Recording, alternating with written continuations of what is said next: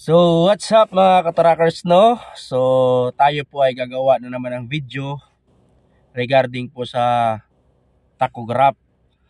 So, ito ay mga request din po ng mga bagong mga kapwa trackers natin na mga bagong salta pa lang dito, no? So, shout out po sa inyong lahat kung saan man kayo naroroon sa bawat sulok ng Europe. Ito ay kailangan po talaga natin dito sa Europe, yung tacho card. So, meron po nag-request ng mga kapwa trackers natin na bumabiyahe na, ilang linggo pa lang sila nagsimula, wala pa isang buwan bumabiyahe, nagtatanong sila kung kuan daw, regarding sa weekly race, compensation, ganon. So, marami na rin po nagtatanong sa akin ng ganyan, even sa mga kasamahan ko, meron din mga bago lang din na hindi pa medyo naunawaan, tinatanong din sa akin yan, kung legal ba daw yung 24 na race, kasi meron din po daw nagsasabi na wala daw dapat na 24 weekly race. So mali po yun mga katrackers, no? Kasi tinuturo nga po sa atin sa school yung 24, 45 at kung paano gagamitin yung compensation. So medyo hindi po nila naunawaan yun mga katrackers, no? Siguro nakikinig din sila doon sa mga maling naintindihan. So sana tama din po tong paliwanag ko at sana ay maintindihan nyo rin. So hindi po ako magaling, hindi po ako talagang biyasang-biyasa sa tako.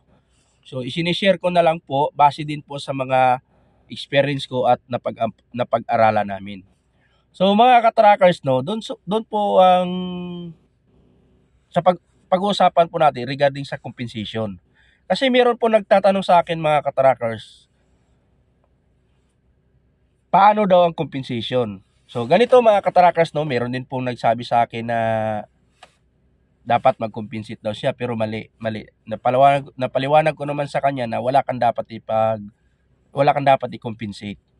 So sa compensation mga ka-trackers, ganito po yan mga ka-trackers, bigyan ko po kayo ng halimbawa. Ito din po mga ka-trackers, legal po dito ang dalawang sunod na 24.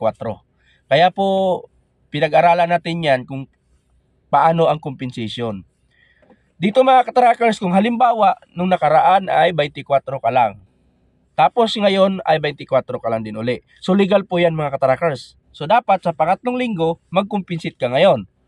So dapat ikaw ay makapag-rest ng 66 hours or more than 66 hours para makompensate mo yung nakadalawang sunod ka na 24.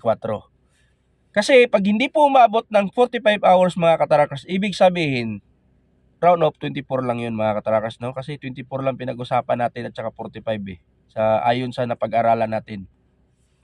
Kahit sabihin pa natin 44 hours and 55 minutes, hindi umabot ng 45 hours, ibig sabihin 24 pa rin yun.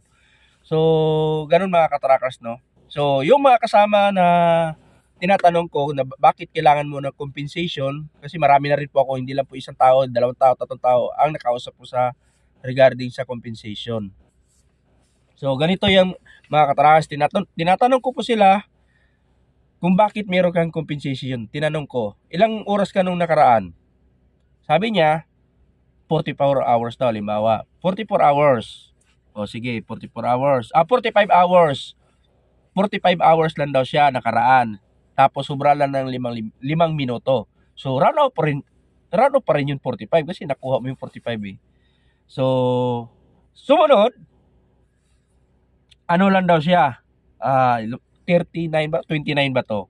O, 29 hours. So, 45, 29. So, okay na. Ngayon, gusto niyang sabihin sa manager niya na meron daw siyang i-compensate kasi nga 29 hours lang daw siya. So, round up pa rin yung 24. So, dapat sa kasunod daw, siya? 66. Kailangan na niya 66. So sabi ko, wala kang dapat i-compensate kasi bakit? 45 ka sa nauna, 29 ka sunod. So 24 din yun. 45 ka lang dapat ngayon. Eh hindi ako umabot ng 45 nung hindi daw siya umabot ng 45. Eh yun pala nga, ang naintindihan niya, wala daw 24 na race. Lahat daw 45. So mali po mga ka-trackers, no? So isang halimbawa po ito mga ka-trackers, mali po mga ka-trackers. Legal po ang 24 mga ka-trackers. Pinag-aralan natin yan. Legal nga yung dalawang 24 na sunod-sunod eh. Di ba? Kaya nga may compensation. Dahil doon sa 24 sunod-sunod. So legal po mga ka-trackers, no? So 45, 29, dapat 45 lang siya sa kasunod. wala po siyang dapat na i-compensate, no? So pagka tayo ay nag 45, 24, 45, 24, 45, wala kang dapat i-compensate mga katrackers. So sana naintindihan niyo mga katrackers, no? Kapag tayo ay nagpalitan 24, 45, 24, 45, wala po tayong dapat i-compensate mga katrackers unless kung ikaw ay nakapag sunod-sunod na 2 beses na 24, no? Sa pangatlo nun, sa ikatlong linggo, dapat ikaw ay mag-compensate. So, yun mga katrackers nun, lalo na ngayon, December. Kasi alam nila, December, holiday yan. Ilang araw ang walang biyahe nun? 3. So, so baka kung nung nakaraan ay 24 ka lang, tapos ngayon ay gagawin ka lang ulit ng 24, walang problema yon. Bakit ka mo? Matatambay ka ngayong Holy Week ngayon, holiday. Ilang araw yon, walang biyahe. So, mako-compensate mo na talaga yon. Kasi 3 araw ang walang biyahe yata ngayong Pasko or New Year. So, gagamitin ka nila. Depende rin lang din yan sa dispatcher or depende sa pangarga mo kung urgent. So, ganun yun mga katrackers, no? So, sana'y naunawaan nyo yung paliwanag ko mga katrackers regarding dun sa compensation at regarding sa 24 hours break, weekly rest, at 45 hours weekly rest. So, ganun po yun mga katrackers. Kung tayo ay nagpalitan 24-45, 24-45 or 45-24, 45-24, kung nagpalitan lang po yan mga katrackers, wala kang dapat na i-compensate. Unless, inuulit ko, kung ikaw ay naka sunod-sunod na 24. Kasi pag hindi umabot ng 45, ibig sabihin 24 lang yan.